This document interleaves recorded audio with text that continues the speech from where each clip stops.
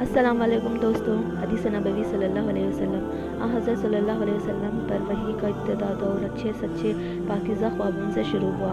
آپ خواب میں جو کچھ دیکھتے وہ صبح کی روشنی کی طرح صحیح اور سچا ثابت ہوتا۔ پھر من جانب قدرت آپ تنہائی پسند ہو گئے اور آپ صلی اللہ علیہ وسلم نے غار حرا میں خلود نشینی اختیار فرمائی اور کئی دن رات وہاں مسلسل عبادت اور یاد الہی اور ذکر و فکر میں مشغول رہتے، جب تک گھر آنے کو دل نہ چاہتا۔ توشہ ہمراہ لیے ہوئے وہاں رہتے۔ توشہ ختم ہونے پر ہی اہلیہ محترمہ حضرت خدیجہ رضی اللہ عنہا کے پاس تشریف لاتے اور کچھ توشہ ہمراہ لیے کر وہاں جا کر خلوت گزیر ہو جاتے۔ یہی طریقہ جاری رہا یہاں تک کہ آپ پر حق منکشف ہو گیا اور آپ غار حرا میں قیام پذیر تھے۔ اچانک حضرت جبرائیل علیہ السلام آپ کے پاس حاضر ہوئے اور کہنے لگے، اے محمد صلی اللہ علیہ وسلم پڑھو۔ آپ فرماتے ہیں کہ میں نے کہا کہ میں پڑھنا نہیں جانتا۔ آپ صلی اللہ علیہ وسلم فرماتے ہیں کہ فرشتے نے مجھ کو پکڑ کر اتنے زور سے بھینجا کہ میری طاقت جواب دے گئی۔ پھر مجھے چھوڑ کر کہا پڑھو۔ میں نے پھر وہی جواب دیا کہ میں پڑھا ہوا نہیں ہوں۔ اس فرشتے نے مجھ کو نہایت ہی زور سے بھینجا کہ مجھ کو سخت تکلیف محسوس ہوئی۔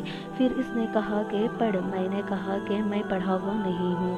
فرشتے نے تیسری بار مجھ کو پکڑا اور تیسری مرتبہ پھر مجھ کو بھینجا، پھر مجھے چھوڑ دیا اور کہنے لگا کہ پڑھو اپنے رب کے نام کی مدد سے جس نے پیدا کیا اور انسان کو خون کی پٹکی سے بنایا۔ پڑھو، آپ کا رب بہت ہی مہربانیاں کرنے والا ہے۔ بس یہی آیتیں آپ حضرت جبرائیل علیہ السلام سے سن کر اس حال میں غار حرا سے واپس ہوئے کہ آپ کا دل اس انوکھے واقعے سے کانپ رہا تھا۔ آپ حضرت خدیجہ رضی اللہ عنہا کے ہاں تشریف لائے اور فرمایا کہ مجھے کمبل اڑا دو، مجھے کمبل اڑا دو۔ لوگوں نے آپ کو کمبل اڑا دیا۔ جب آپ کا ڈر جاتا رہا تو آپ نے اپنی زوجہ محترمہ حضرت خدیجہ رضی اللہ عنہا کو تفصیل کے ساتھ یہ واقعہ سنایا اور فرمانے لگے کہ مجھ کو اب اپنی جان کا خوف ہو گیا ہے۔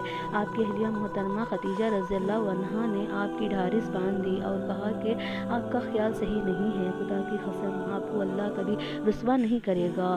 آپ تو اخلاق فاضلہ کے مالک ہیں، آپ تو کنبے پرور ہیں، بے کسوں کا بوجھ اپنے سر پر رکھ لیتے ہیں، مفلسوں کے لیے آپ کماتے ہیں، مہمان نوازی میں آپ بے مثال ہیں اور مشکل وقت میں آپ امر حق کا ساتھ دیتے ہیں۔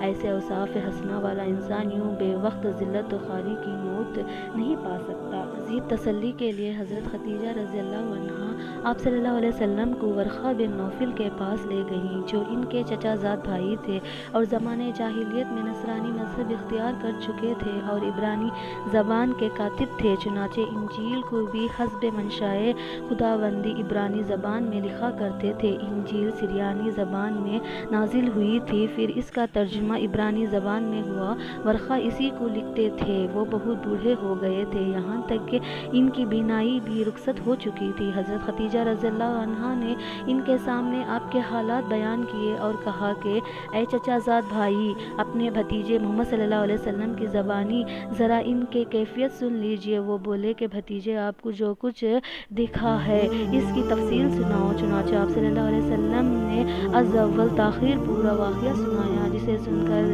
ورقہ بے اختیار ہو کر بول اٹھے کہ یہ تو وہی ناموس معجزہ راز دان فرشتہ ہے جسے اللہ نے حضرت موسیٰ علیہ السلام پر وحی دے کر بھیجا تھا۔ کاش میں آپ کے اس عہد نبوت کے شروع ہونے پر جوان عمر ہوتا، کاش میں اس وقت تک زندہ رہتا جبکہ آپ کی قوم آپ کو اس شہر سے نکال دے گی۔ رسول اکرم صلی اللہ علیہ وسلم نے یہ سن کر تعجب سے پوچھا کہ کیا وہ لوگ مجھ کو نکال دیں گے، حالانکہ میں تو ان میں صادق، امین و مقبول ہوں۔ ورقہ بولا، ہاں یہ سب کچھ سچ ہے، مگر جو شخص بھی آپ کی طرح امر حق لے کر آیا، لوگ اس کے دشمن ہی ہو گئے ہیں۔ اگر مجھے آپ کی نبوت کا ضمانت مل جائے تو میں آپ کی پوری مدد کروں گا۔ مگر ورقہ کچھ دنوں کے بعد انتقال کر گئے۔ پھر کچھ عرصہ تک وہی آمد موفق رہی۔